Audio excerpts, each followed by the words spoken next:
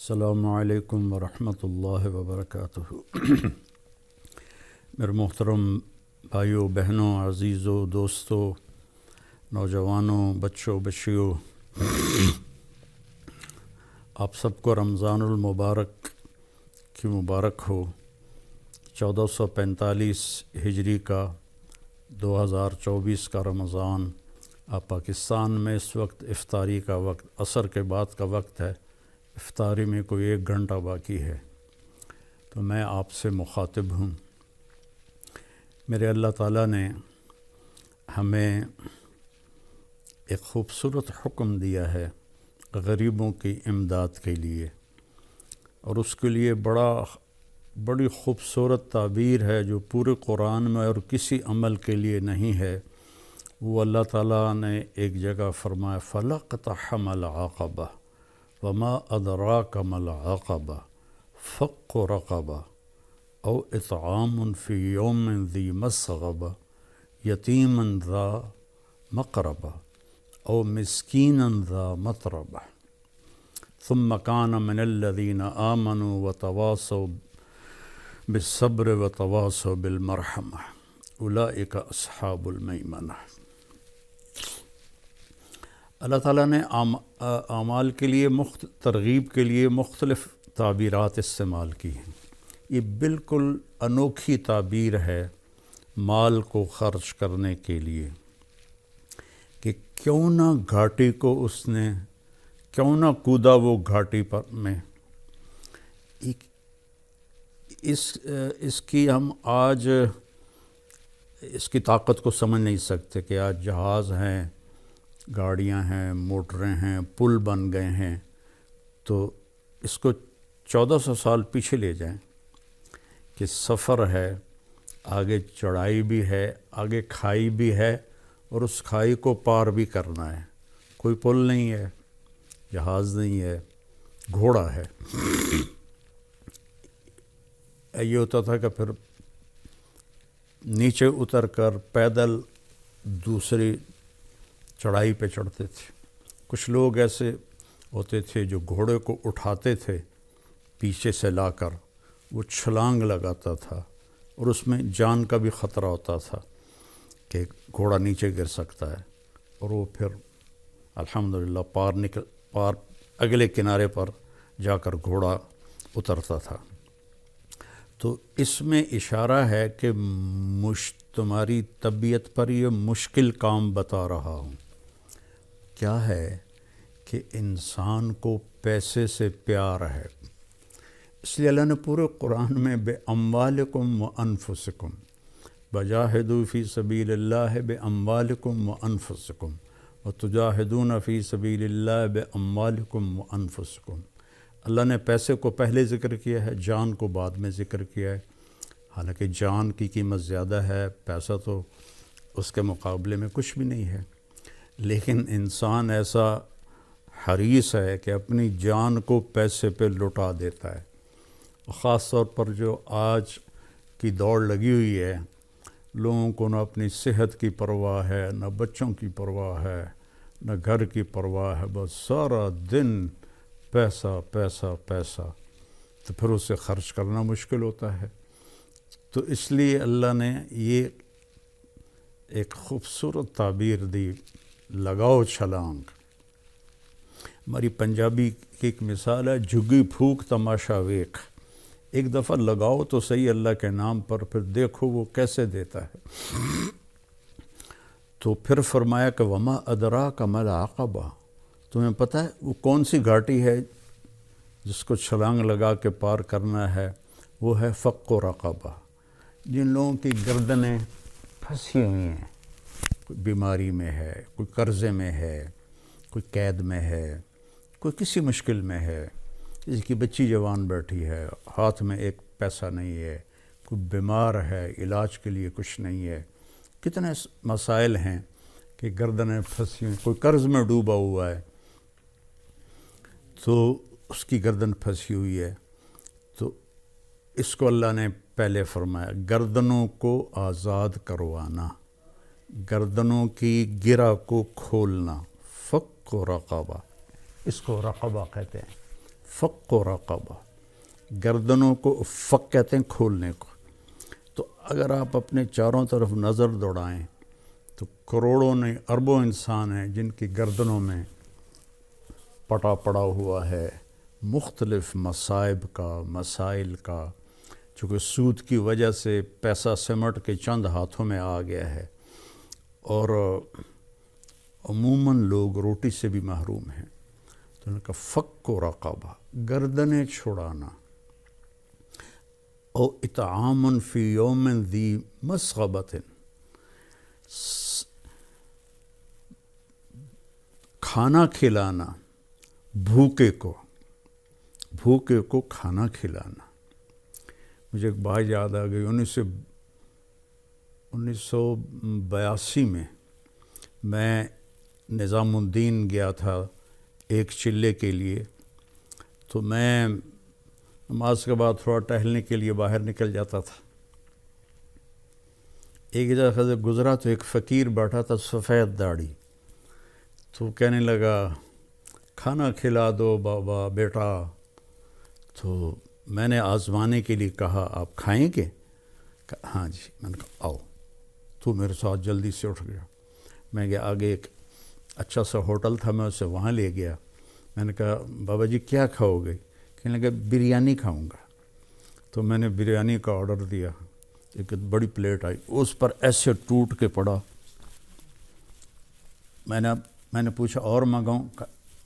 میں نے ایک پلیٹ اور منگوائی، پھر اس نے وہ ایسے ایسے ایسے ایسے ایسے ایسے کھا کے، جب وہ کھا کے اس نے سر اوپر کر کے کہا الحمدللہ بیٹا آج 3 دن کے بعد کھایا ہے۔ اور ایسے پتہ نہیں کتنے پڑے ہوئے بھوکوں کو کھانا کھلانا۔ یتیم ذا مقربہ، یتیم بھی ہے رشتہ دار بھی ہے، اس پہ خرچ کرنا۔ مسکیناً ذا متربہ، مسکین جو مٹی میں مٹی ہو کے پڑا ہوا ہے، جو ضرورت تو کیا اس کے پاس سانس لینے کے لیے بھی دم گھٹ رہا ہے اس کا۔ ان کو میرے اللہ، ان اعمال کو سب مال خرچ کرنے کے لیے ہیں۔ اس کو اللہ نے کہا گھاٹی پھلانگنا، چھلانگ لگانا۔ منزل تو اسی وقت ملتی ہے جب آدمی گھاٹیاں پار کرتا ہے۔ اور شیطان کہتا ہے، ایک دفعہ شیطان کی ملاقات ہوئی اللہ کے محبوب صلی اللہ علیہ وسلم سے، تو آپ نے پوچھا تیرے دشمن کتنے ہیں؟ کہنے لگا 15۔ آپ نے پوچھا کون کون سے ہیں؟ کہ سب سے پہلا نمبر تو آپ کا ہے۔ پھر اس نے گنوائے تو اس میں ایک یہ تھا، وہ سخی جو اللہ کے نام پر بے دھڑک خرچ کرتا ہے وہ بھی میرا دشمن ہے۔ اور ایک اور یاد آ گیا، اور وہ بندہ یا بندی جو ہر وقت باوضو رہتا ہے وہ بھی میرا دشمن ہے، اس سے بھی مجھے ڈر لگتا ہے۔ اور شیطان نے کہا کہ میں سخی نافرمان سے ڈرتا ہوں اور بخیل عبادت گزار سے نہیں ڈرتا، کہ مجھے ڈر ہوتا ہے کہ اس کی سخاوت اسے جنت میں لے جائے گی، یہ جتنے بھی سجدے کر رہا ہے اس کا بخل اسے جہنم میں لے جائے گا۔ تو اللہ کے نام پہ خرچ کرنا، وما تقدموا لانفسکم من خیر تجدوہ عند اللہ وخیرا واعظم اجرا، جو میرے نام پہ خرچ کرو گے کل قیامت کے دن مجھ سے لے لینا۔ اس ایک حدیث بھی یاد آ گئی بڑے مدت کے بعد، یا ابن آدم افرق من کنزک عندی لا غرقا ولا حرقا ولا سرقا اوفیکہ یوم تکون احوج الیہ۔ میرے بندے اپنا مال میرے خزانے، میرے بینک میں جمع کرا دے۔ آج کی زبان میں ترجمہ کروں، اپنا مال میرے بینک میں جمع کرا دے، نہ یہ کرپٹ ہوتا ہے، نہ یہ ڈوبتا ہے، نہ یہ جلتا ہے، نہ اسے آگ لگتی ہے، نہ یہ پانی میں ڈوبتا ہے، اور نہ یہ ناکام ہوتا ہے، بلکہ تیرا مال میرے پاس آ کے ملٹی پلائی ہوتا رہتا ہے، اور جس دن تو قیامت کے دن محتاج ہوگا سارا تجھے واپس کروں گا جنت کی شکل میں۔ تو رمضان کے مہینے میں زکوٰۃ دی جاتی ہے۔ تو میری سارے بہن بھائیوں سے جہاں جہاں میری آواز جا رہی ہے گزارش ہے کہ زکوٰۃ بھی دیں، زکوٰۃ کے اوپر بھی دیں۔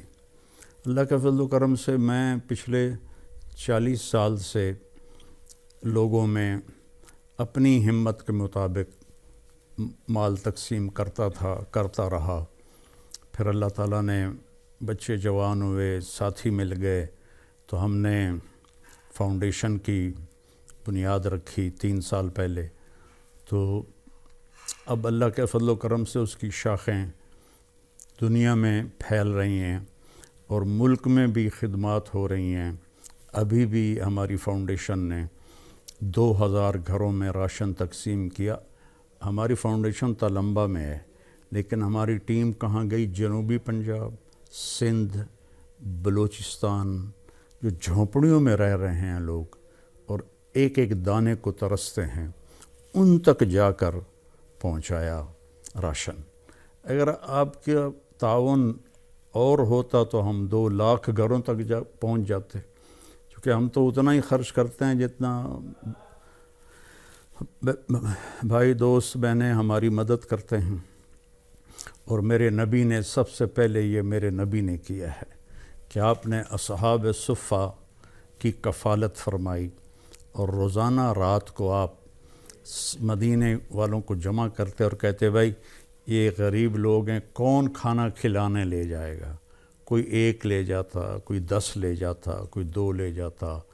حضرت سعد ابن عبادہ بڑے مالدار تھے، وہ کبھی کبھی سب کو لے جاتے تھے، یا رسول اللہ سارے ہی میرے پاس بھیج دیں۔ تو یہ روزانہ کی آپ کی رفاہی محنت تھی غریب لوگوں کے لیے۔ اور یمن کے لوگ آئے تو ان کے چہرے کی کھال پھٹی ہوئی خشکی کی وجہ سے، تو آپ لرز گئے اور آپ نے فوراً جمع کیا مدینے والوں کو اور ان کے لیے چندہ مانگا۔ تو یہ میں اپنے لیے تو میرے مدرسے پچھلے کتنے سالوں سے اللہ مجھ سے کام لے رہا ہے، میں نے کبھی اس طرح بیٹھ کے مدرسوں کے لیے چندہ نہیں مانگا، لیکن جب سے یہ غریبوں کی دعائیں سنی اور ان کی ضرورتوں کو پورا ہوتے دیکھا۔ کل ہی ایک عورت میرے پاس آئی کہ جی یہاں گلیوں میں مانگتی پھرتی ہے، کہنے لگی جی میں کرائے پہ رہتی ہوں، 5000 کرایہ مہینے کا، وہ کیا ہوگا جس کا کرایہ 5000 ہے؟ تو 3 مہینے سے کرایہ نہیں دیا اور اب مالک مکان نے کہا کہ گھر خالی کر دے، میں بیوہ ہوں، میرے پاس کچھ بھی نہیں، تو میرا 3 مہینے کا کرایہ دے دو۔ تو میرے آنسو نکل آئے، میں نے 15,000 اس کو پکڑایا تو وہ میرے پاؤں میں گر گئی، حالانکہ 15,000 کیا چیز ہے، میرے پاؤں میں گر گئی۔ ایسے کروڑوں لوگ ہیں اور اللہ ہمیں توفیق دے رہا ہے، ہم غزہ بھی پہنچا رہے ہیں، اللہ کے فضل و کرم سے ہمارا لنک بن گیا ہے، وہاں بھی ہماری امداد جا رہی ہے، اور ساتھی ہمیں وہ غزہ کے نام پر بھی تعاون کر رہے ہیں، اور یہاں جو ہماری فاؤنڈیشن ہے اس کے لیے بھی تعاون کی میں درخواست کروں گا۔ کینیڈا میں بھی ہمارا دفتر ہے، کینیڈا والے وہاں جمع کرا دیں، پاکستان والے ہمارے تلمبے میں دفتر ہے وہاں جمع کرائیں، اور کھل کے جمع کرائیں۔ یہ سارا آپ کا مال ہے جو آخرت میں آپ کے لیے جمع ہو رہا ہے۔ ایک لیب بنائی ہے جو لاہور کی سٹینڈرڈ کی ہے، اور اس میں ہم نے تو مفت رکھا تھا، لیکن لوگ آ کے پیسے دیتے ہیں، چونکہ جو دوسری لیبارٹری میں جو ٹیسٹ 2000 میں ہوتا ہے وہ ہماری لیبارٹری میں 500 روپے میں ہو رہا ہے، اور اس کا رزلٹ لاہور کی کسی بھی بڑی لیبارٹری سے ملا کے دیکھ لیا جائے بالکل اس کے مقابلے میں ہے۔ تو یہ آپ لوگوں کے تعاون سے ہی ہے۔ میرے نبی نے غریبوں کے لیے چندہ مانگا، تو میں بھی آپ سے اپیل کرتا ہوں کہ آپ ہماری فاؤنڈیشن کی مدد فرمائیں، زکوٰۃ بھی ہو، زکوٰۃ کے اوپر بھی ہو، صدقات بھی ہوں، نفلی بھی ہوں، فرض بھی ہوں، تو یہ سب آپ کے کھاتے میں جمع ہو جائے گا۔ اور میرے نبی کا فرمان ہے کہ سخی اللہ کے قریب ہے، لوگوں کے قریب ہے، جنت کے قریب ہے، دوزخ سے دور ہے۔ اور بخیل آدمی اللہ سے دور ہے، جنت سے دور ہے، لوگوں سے دور ہے، جہنم کے قریب ہے۔ تو آؤ بھائی بہنوں، جنت کا سودا کریں اور اپنے اللہ کو راضی کریں اللہ کے نام پہ خرچ کر کے۔ جب سامری نے وہ وچھا بنا دیا بچھڑا اور کہا یہ ھذا الہکم و الہ موسیٰ، تو ہزاروں لوگ اس کی پوجا، انہوں نے تو پتہ نہیں کیا جادو کیا، اس کے منہ سے آواز نکلتی تھی۔ تو موسیٰ علیہ السلام کوہ طور سے واپس آئے تو دیکھا وہ بچھڑے کی پوجا کر رہے۔ تو اللہ تعالیٰ سے پوچھا یا اللہ کیا حکم ہے؟ کہا ان کی توبہ یہ ہے انہیں قتل کرو۔ تو ان سب کو قتل کیا گیا، اور موسیٰ علیہ السلام رنجیدہ سے ہوئے تو اللہ نے ایک دم جنت دکھا دی کہ دیکھ تیرے بندے یہ جنت میں بیٹھے ہوئے ہیں جو قتل ہوئے ہیں۔ سامری کو پکڑا، جب اس کو قتل کرنے لگے تو اللہ جبریل آ گیا کہ اللہ کہہ رہا ہے اسے قتل نہ کرو، اسے چھوڑ دو، یہ ویسے ہی مر جائے گا۔ موسیٰ علیہ السلام حیران ہو گئے، یا اللہ سارا کام تو اس نے خراب کیا، وہ ساری بے ایمانی تو اس کی تھی، سارے نے سجدے تے پا چھڑیا، تو انہوں فرما رہے ہو بھی چھڑ دے وہاں کی وجہ ہے؟ اللہ تعالیٰ فرمائے کم وقت سخی ہے بڑا، تو سخی نو قتل کرنا مینوں چنگا نہیں لگتا، اے آپے نو میں مار دیواں گا۔ تو وہ بخار سے مر گیا تھا۔ تو میری اپیل ہے آپ سب سے کہ آپ کھل کے تعاون فرمائیں۔ السلام علیکم ورحمۃ اللہ۔